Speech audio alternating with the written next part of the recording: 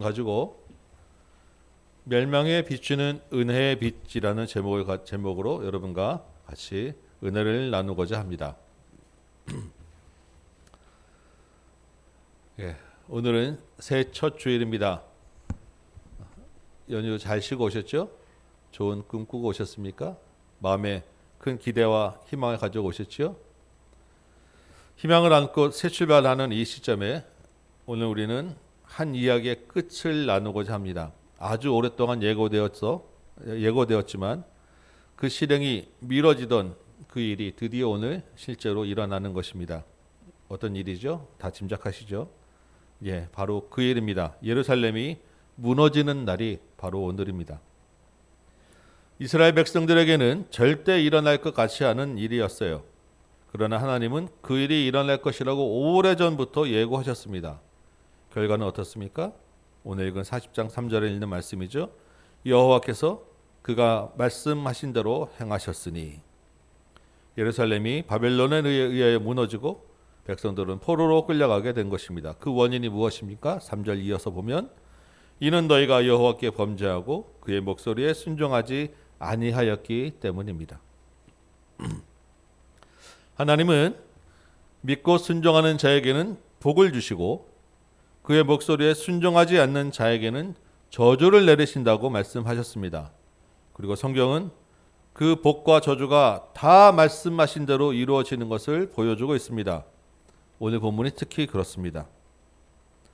멸망의 심판이 실행되는 현장입니다. 그런데 그 현장 가운데 또한 곳곳에 하나님의 구원의 은혜의 빛이 또한 비춰지고 있는 것입니다. 말씀하신 대로 행하시는 하나님 앞에서 믿음과 순종, 하나님의 구원이 어디에 있는지, 그리고 이 시대의 우리의 삶에는 그 복과 저주가 어떻게 이루어지고 있는지 오늘 말씀을 통하여 비추어 보는 시간 되시기를 소망합니다. 39장 1절부터 볼까요? 유다 왕 시드기야 제9년 열째 달에 바벨론 왕과 군대가 예루살렘을 포위합니다. 그리고 제11년 넷째 달 아홉째 날에, 그러니까 포위된 지 1년 반 만에 예루살렘이 함락이 됩니다. 52장에 조금 더 자세히 기록되어 있어요. 오랜 포위에 먹을 것이 다 떨어졌습니다. 그러면서 성벽 한쪽이 무너져 내리고 결국에 바벨론이 성을 함락시키는 것입니다. 4절 보니까 이 와중에 왕과 군사들이 밤에 샘문으로 도망을 하는데 바벨론 군대가 끝까지 추격을 해서 결국 시드기야 왕이 사로잡혀 바벨론 왕 앞에 서게 됩니다. 얼마 전에 예레미야를 통해서 이미 예고된 일이었죠. 미리 항복하였으면 선대를 받을 것이고 끝까지 버티다가 도망하였기 때문에 비참한 꼴을 당하게 될 것입니다. 실제로 자기 아들들이 죽임당하는 것을 두 눈으로 보게 되었고 그 이후에 자기 두 눈도 뽑혀서 사슬에 묶여 끌려가게 되었습니다. 하나님의 말씀대로였습니다. 8절에 보니까 갈대아인 바벨론 군대가 왕궁과 백성의 집을 불사릅니다. 성벽을 헐어버렸어요. 사령관 느부사라단이 백성들을 바벨론으로 끌고 갑니다. 이때 성전도 철저히 파괴됩니다. 그래서 금과 은과 노스로 만든 모든 귀중한 것들이 다 바벨론으로 가져가게 되죠. 이것으로 예루살렘 멸망 이야기는 끝이 나는 것입니다. 그동안 오랫동안 여러 선지자가 예고하였고 예레미야를 통해서 선포된 하나님의 심판의 말씀이 드디어 현실로 이루어진 것입니다. 그렇게 오랫동안 예고된 것 치고는 아주 간단하고 너무 담담하게 기록하고 있죠. 그렇지만 이 현장은 정말로 엄청난 사건이었어요. 예레미야 애가라고 하는 성경이 있습니다. 거기에는 이 비참한 광경, 이 처참한 현장들이 아주 잘 묘사되고 있습니다. 왜 이런 일이 일어났습니까? 우리가 정말 오랜 시간 동안에 충분히 살펴보았죠. 한마디로 이스라엘이 불순종하였기 때문입니다. 하나님의 백성이 하나님의 언약을 깼기 때문입니다. 하나님이 더 이상 그들과 함께 있을 수 없었기 때문이에요. 그래서 그들을 심판의 도구로 사용하신 이방인의 손에 그냥 내버려 두신 것입니다. 여러분, 하나님의 진노라고 하는 것은 가장 무서운 진노는 내버려 두는 거예요. 지금 이 시대에도 하나님을 알지 못하고 불순종하는 자에게 내리는 진노는 여전히 내버려 두시는 것입니다. 하나님이 내버려 두시면 어떻게 됩니까? 죄의 값인 사망으로 가는 것입니다. 그 사망으로 가는 길에는 미움이 있고 다툼이 있고 전쟁이 있고 시기와 온갖 악독과 거짓이 가득한 길이며 모든 인생이 그 길로 가고 있는 거예요. 저와 여러분도 그 안에 있었던 것입니다. 그런데 그 진노의 길 안에, 하나님의 내버려 두시는 길 안에 하나님의 은혜의 빛이 비쳤던 거예요. 하나님의 은혜가 우리의 죄를 우리에게 돌리지 않게 하신 것입니다. 죄 없는 하나님의 아들이 그 내버려 둠을 대신 당하신 거예요. 예수님이 십자가에서 하나님께 내버려 둠을 당할 때 외친 말이 있죠. 어찌하여 나를 버리시나이까. 우리가 당할 그 내버려 둠의 공포, 그 고통을 하나님의 아들이 대신 당하신 것입니다. 하나님이 심판도 행하셨지만 구원의 은혜도 말씀하신 대로 베풀어 주셨던 거예요. 우리가 그 은혜를 입은 자라는 것입니다. 오늘 본문에서도 심판으로 멸망하는 그 현장에 하나님의 구원의 빛이 곳곳에 비춰주고 있습니다. 가장 큰 구원의 빛은 아이러니하게도 바벨론으로 끌려가는 사람들입니다. 심판으로 예루살렘이 무너지면 모든 이야기가 끝이 나야 되는데 끝이 아니라는 거예요. 예루살렘은 무너지고 불탔지만 하나님의 역사는 끝이 아니었던 것입니다. 바벨론으로 끌려가는 사람을 통해서 계속 이어져 가게 되는 거예요. 그런데 오늘 본문은 그 바벨론 사람들의 이야기를 조명하는 것이 아니라 그 현장에서, 그 현장에 그리고 남은 자들 가운데서 조그만 그 구원의 은혜의 빛을 여러 군데서 비춰주고 있는 것입니다. 그 빛을 통해서 누가 구원을 받는 것인가? 구원을 받는 믿음은 무엇인가? 진정한 하나님의 언약 백성, 하나님과의 그 다윗의 후손이 누구인가라는 것을 이야기해 주고 있는 것입니다. 오늘 그 이야기들을 조금 보려고 합니다. 39장 11절에서 18절 보면 이 하나님의 그 큰 심판의 태풍 속에서 구원받은 두 사람을 짤막하게 소개해 주고 있습니다. 첫 번째는 누구겠어요? 당연히 예레미야입니다. 바벨론 왕은 이미 예레미야에 대해서 알고 있었어요. 정보가 그만큼 다 수집이 되었던 거죠. 성을 무너뜨리고 성을 함락시키는 가운데서도 사람을 보내서 예레미야를 감옥들에서 데리고 나옵니다. 그리고 보호해줘요. 온갖 고난과 죽음의 위협 앞에서 동족의 비난을 감당하며 순종했던 예레미야가 바로 그 심판의 현장에서 구원을 받았다는 것입니다. 예레미야를 조롱하고 비난하고 죽이려고 했던 그 하나님의 말씀을 듣지 않았던 사람들은 오히려 그 현장에서 죽임을 당하고 말았습니다. 처음 예레미야를 부르신 장면에서 말씀하셨죠. 내가 너를 죽지 않게 해줄 것이다. 그러니까 강하라, 담대하게 해서 너는 내가 하라는 것만 해라. 하나님의 그 말씀하신 대로, 약속하신 대로 그 마지막 결정적 순간에 예레미야를 구원해내신 거예요. 사실 예레미야의 구원은 당연합니다. 그럴만 하죠. 우리가 예레미야에 대해서 뭐 너무 잘 알지 않습니까? 그런데 그 이어서 나오는 의외의 인물이 하나 더 있다는 것입니다. 이 사람이 누구예요? 에벳 멜렉이라고 하는 사람이에요. 아까 어린 설교에 잠깐 나왔죠. 이 사람을 여러분 기억하십니까? 이 사람은 구스인이에요. 아프리카 사람이라는 것입니다. 이방인이라는 거예요. 이 사람의 직업은 시드기야 왕의 내시였습니다. 왕을 가까이서 따르던 자들은 이번에 다 죽었어요. 다 잡혀갔습니다. 그런데 이 사람은 구원을 받았다는 거예요. 하나님이 예레미야를 통해서 이 사람에게 구원받을 것이다. 너는 다치지 않을 것이다. 약속하신 거예요. 이 에벳 멜렉이라고 하는 사람이 무슨 일을 하였습니까? 예레미야가 구덩이에 빠졌을 때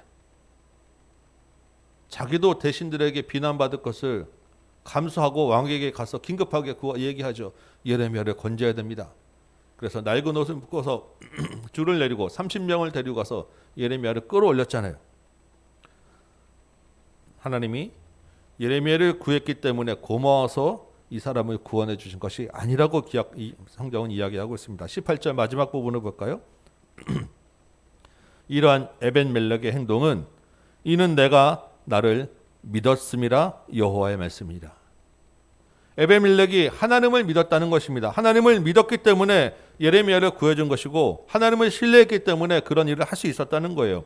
이 에벤멜렉의 믿음으로 말미암아 구원을 받았다라는 것입니다. 예레미야와 에벤멜렉이라고 하는 사람은 예루살렘 멸망이라는 대재난 가운데 특별히 구원의 은혜를 받았습니다. 그 둘의 공통점은 유대인이라고 하는 혈통이 아닙니다. 바로 하나님을 아는 믿음이었어요. 하나님을 신뢰하는 믿음, 하나님을 의지하는 믿음이었다는 것입니다. 성경에 많은 재앙들이 나오지요. 홍수 가운데서 노아를 건지셨습니다.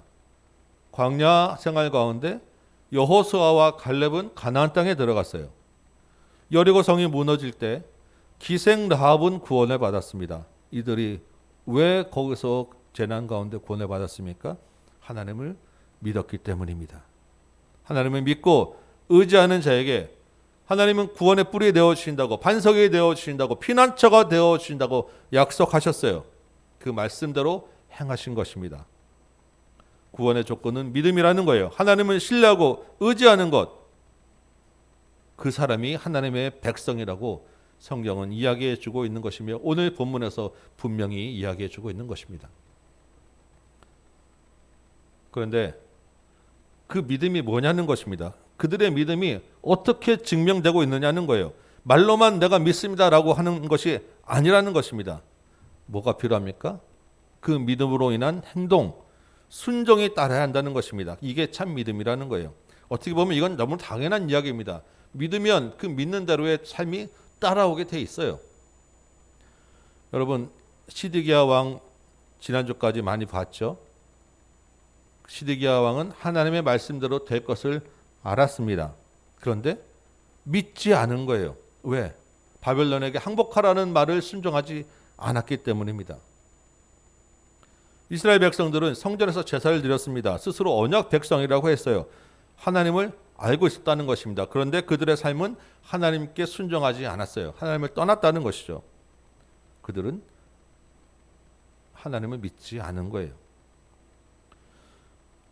신약의 히브리서 11장은 여러 믿음의 위인들을 소개하고 있습니다.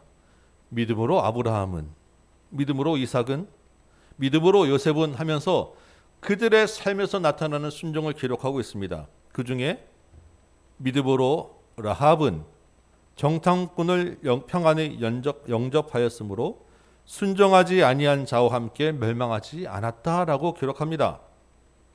라합의 순종에 대하여 믿음으로 인정해 준 거예요. 그리고 다 기록할 수 없는 수많은 믿음의 위인들이 있다라고 이야기합니다. 이 오늘 같이 성경에 나온 에벤멜렉도 믿음으로 낡은 옷으로 예레미야를 구함으로 순종하지 아니한 자와 함께 멸망하지 않았다라고 기록될 수 있는 위인이라는 것입니다.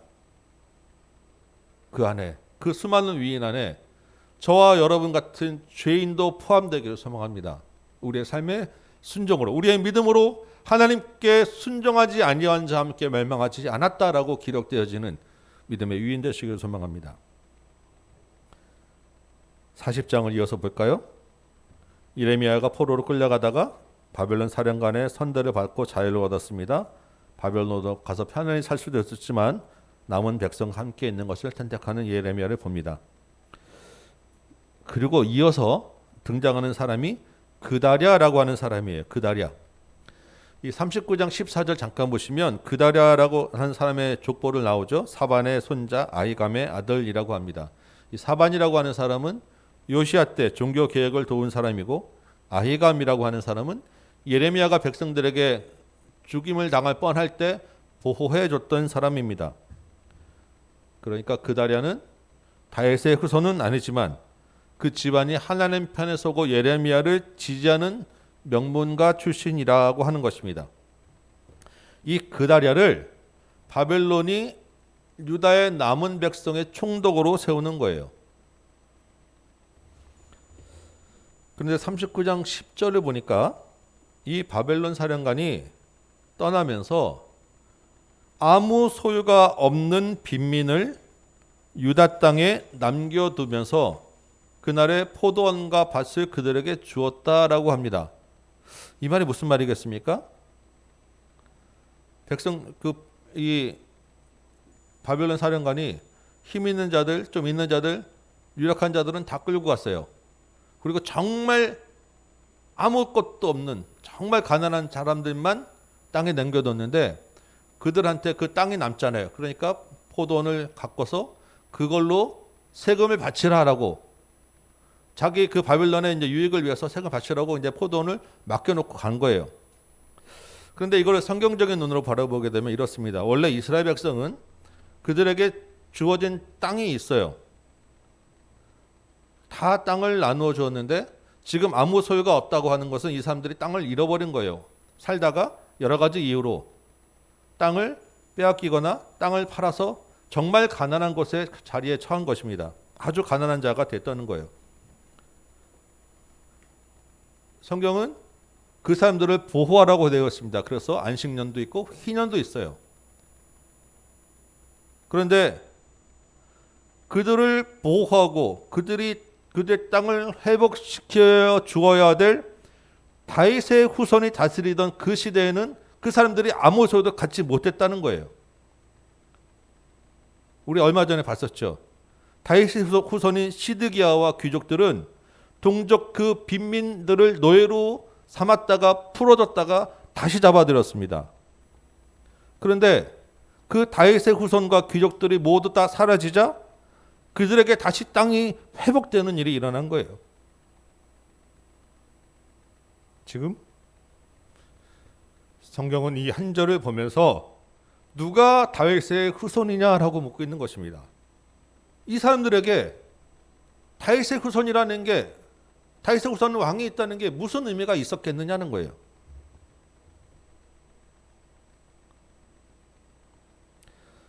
(40장 7절) 볼까요? 그다랴가 유다 총독이 되었다는 소식을 듣고, 이제 바벨론 군대가 몰려갔다는 이야기죠.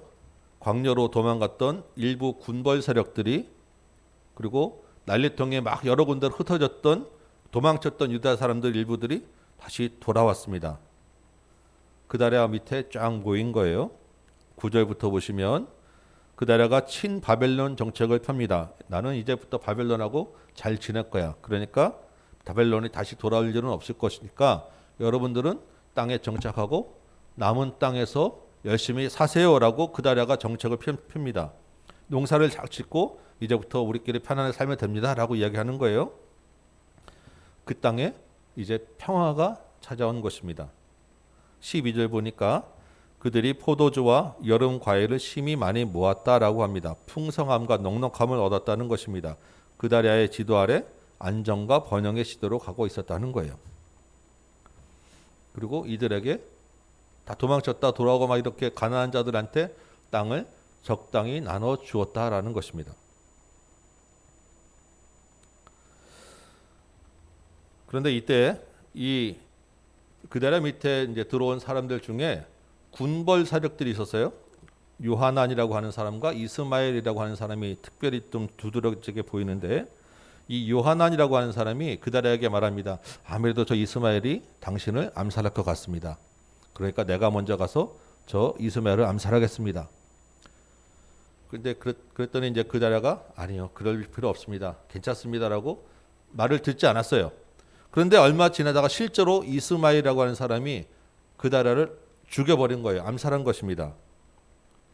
그리고 그다랴를 죽이면서 그다랴랑 같이 있던 그 바벨론 군대들이 일부 남아 있었는데 그 바벨론 군사들도 죽였어요. 이게 41장 1절에서 3절까지 이야기입니다. 그 뒤에 41장 4절 이하에서 보면 이 그다랴를 죽인 이스마엘이 이제 막 거칠 것이 없어졌죠. 마침 그때 북쪽 이스라엘에 남아있던 사람들 중에 한 80명이 슬픈 복장을 하고 예루살렘 쪽으로 오는 거예요. 그 사람들과 이스마엘이 만났습니다. 이스마엘이 자기도 거짓으로 우는 것처럼 하면서 이 80명을 또 그냥 죽여버립니다. 이 사람들은 예루살렘이 무너진 것 때문에 슬퍼하며 그 예루살렘을 향해 가는 순례객이었던 것 같아요.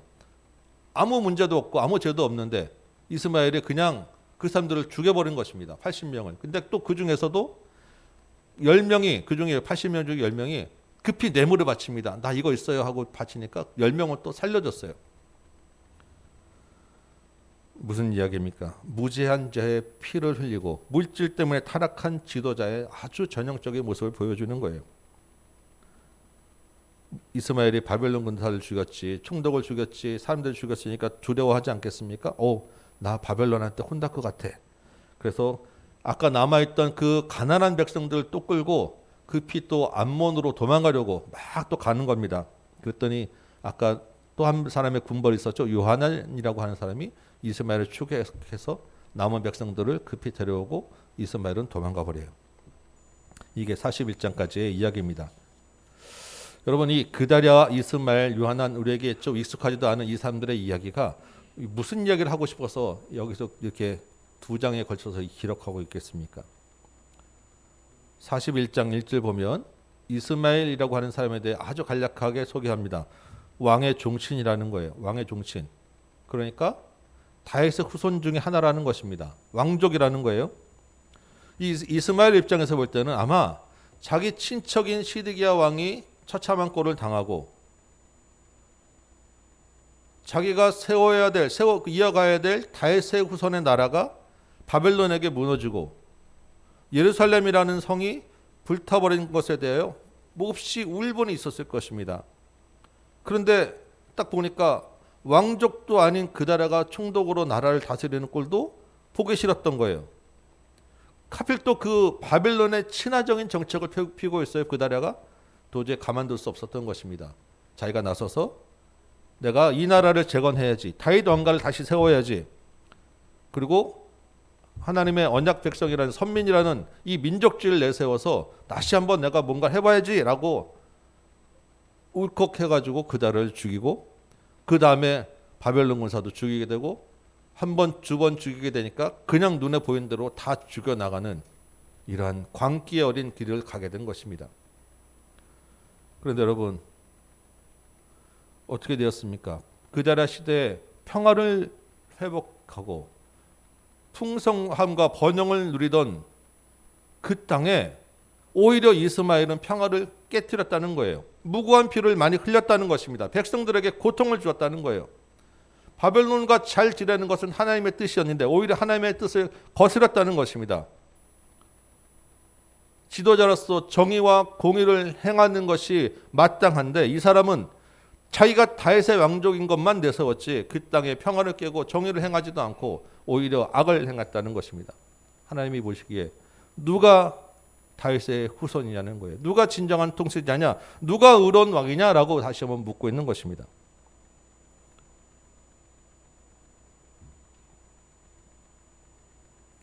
오늘 본문은 하나님의 말씀하신 대로 행하시는 것, 이루어지는 것을 보여주고 있어요. 말씀하신 대로 심판이 있었고 구원이 있을 것입니다. 그 심판 가운데서 구원을 얻는 하나님의 백성, 과연 그 사람이 누구냐? 하나님의 언약의 후손, 다윗의 언약 후손은 누구냐라고 오늘 본문 전체가 묻고 있는 거예요. 앞의 이야기에서는 하나님을 신뢰하는 믿음과 순종을 강조하고 있고 뒤의 이야기에서는 하나님의 정의와 공의를 행하는 자가 하나님의 후손이라, 다윗의 후손이라고 이야기합니다. 믿음과 순종, 정의와 공의라는 것이 별개가 아니죠. 이것은 연결되어 있는 이야기, 하나의 이야기입니다. 하나님을 믿고 의지하는 자는 당연히 그 믿음의 행동으로 순종을 하게 되어 있고 그 순종은 하나님이 원하시는 정의와 공의를 행하는 것, 섬기는 것, 사랑하는 것, 성결하게 사는 것, 거룩한 삶으로 이어지게 되어 있는 것입니다. 이러한 자가 하나님의 언약 백성이고 이들에게 하나님의 구원의 은혜가 비춰진다는 거예요. 새해 첫 주일을 맞는 저와 여러분, 이 한 해도 만만치 않을 것입니다. 우리 앞에 많은 위험이 도사리고 있고 어려운 길을 가야 되는데 앞은 잘 보이지 않습니다. 그냥 사는 것만도 만만치 않은데 여기에 우리는 믿음을 지키고 신앙을 유지해야 되는 더 어려운 일도 감당해야 되는 거예요. 우리가 어떻게 살아야 되겠습니까? 다른 것 보지 마시고 하나님을 깊이 신뢰하는 믿음으로 사시기 바랍니다. 그러면 그 믿음이 정말 자연스럽게 우리를 당연히 순종의 길로 인도해 갈 것이고 하나님의 구원의 은혜를 경험하게 되게 할 것입니다. 그런데 믿는다고 하는 것이 무엇입니까? 믿는 것은 우리가 분명히 알아야 돼요. 확신이 있어야 믿을 수 있는 것입니다. 그 확신이 있어야 순종할 수 있는 거예요. 하나님의 말씀에 더 깊이 뿌리 내리시기 바랍니다. 예전에 저희 아이들하고 이렇게 믿음과 순종을 같이 이야기할 때 했던 이야기가 생각이 났습니다. 아빠가 차를 타고 가다가 정말 차가 바다에 빠지거나 낭떠러지에 떨어질 것 같은 위험한 순간에 있을 때, 근데 옆에 보니까 마침 그래도 잔디밭이 보이면 아빠가 빨리 뛰어내려 그러면 니네들은 빨리 문 열고 달리는 차 안에서도 기꺼이 뛰어내려야 된다. 이게 믿음이다, 순종이다라고 이야기했던 기억이 나요. 달리는 차 아니지만 아빠의 말을 믿으면 거침없이 뛰어낼 수 있는 것입니다. 그러면 사는 거예요. 이게 믿음이에요. 가만히 있으면, 믿지 못하고 움직이지 않으면 다 같이 죽고 마는 것입니다. 우리 주님이 나를 믿고 세상과 다른 길로 몸을 던져라라고 말씀하시는 거예요. 다른 사람들은 다 불의와 거짓으로 자기 재산을 모으고 다른 사람을 섬기고 나누는 것보다는 자기에게 집중하고 힘 있는 사람을 의지할 때 너는 나를 신뢰하라, 너는 기꺼이 다른 길로 가라라고 우리에게 이야기하고 있는 것입니다. 주님이 차 안에서 뛰어내릴 수 있겠니? 오늘 믿음과 순종의 질문이에요. 전에 한번 말씀드렸던 것 같은데, 제가 또 우리 가족이 이제 외식하러 가다가 문득 지금 생각이 나서 지갑을 놓고 왔다고 한번 이야기한 적이 있습니다. 그러면서 아빠가 있으니까 걱정하지 마라, 그냥 갈 수 있다라고 얘기했더니 아이들의 반응은 안 된다, 차를 빨리 돌려서 지갑 가지고 와라라고 난리가 났었죠. 괜찮다, 아빠가 해결할 테니까 괜찮다, 가자고 했는데 끝끝내 진정이 되지 않았습니다. 그래서 지갑 찾았다라고 보여주고 같이 밥 먹은 적이 있어요. 이것과 믿음이 연결이 되지 않겠습니까? 하나님이 함께 계심으로 충분한데, 근데 꼭 굳이 지갑을 보여줘야 우리가 믿느냐는 것입니다. 우리가 믿는 것이 하나님입니까? 아니면 지갑이냐는 것이죠. 시드기야와 이스라엘은 하나님을 믿노라 하였지만 바벨론은 행복하지 않았습니다. 달리는 차 아니라도 안전한 풀밭으로 뛰어내리는 것이 바벨론을 행복하는 것인데 순종하지 않았다는 거예요. 아빠를 믿지 않은 것입니다. 결과는 다 죽고 말았어요. 그 사람들은 성전을 믿었습니다. 다윗 언약을 믿었어요. 그러나 그들이 믿은 것은 지갑이지 하나님이 아니었다는 거예요. 이스마엘도 마찬가지입니다. 이미 다 버려진 그 지갑 다시 찾으려고 자기가 무고한 피를 얼마나 많이 흘렸습니까? 지갑을 가지고 있는 실제 지갑의 주인 하나님은 보지 못한 것입니다. 이미 쓸모없는 돈 하나도 없는 지갑만 찾으려고 발버둥 친 거예요. 예레미야와 에벤멜렉은 어떻습니까? 하나님을 신뢰했습니다. 기꺼이 차 밖으로 몸을 던진 거예요. 온갖 위험에도 불구하고, 그러나 더 안전한 풀밭으로 기꺼이 순종하고 몸을 버린 것입니다. 어떻게 되었습니까? 믿음으로 구덩이에서 건져줬고, 그 모진 고난을 받으면서 하나님의 말씀을 전했는데 바벨론 사람에게서 구원을 받았어요. 멸망의 순간에, 결정적인 순간에 하나님의 구원의 은혜를 경험하게 되었다는 것입니다. 이들은 하나님의 언약 백성으로 믿음의 유인으로 성경이 기록되었던 것입니다. 우리가 믿음으로 산다는 것, 말씀을 따라 순종하는 것은 세상 길과는 다른 것입니다. 하나님을 신뢰하시기 바랍니다. 그 말씀을 믿고 따르시기 바랍니다. 하나님은 분명히 그 말씀대로 행하시는 분이에요. 믿고 따르는 자에게는 복이 있을 것이고 순종하지 않는 자에게는 심판이 있을 것입니다. 그 심판과 저주의 끝은 반드시 있게 돼 있습니다. 지금도 그 심판의 자리를 향하여 이 시대가 하루를 가고 한 달을 가고 한 해를 지내고 있습니다. 여러분, 새해를 시작하는 시간이죠.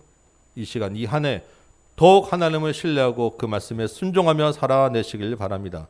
말씀에 깊이 뿌려내시기 바랍니다. 하나님을 더 잘 알아가시기 바랍니다.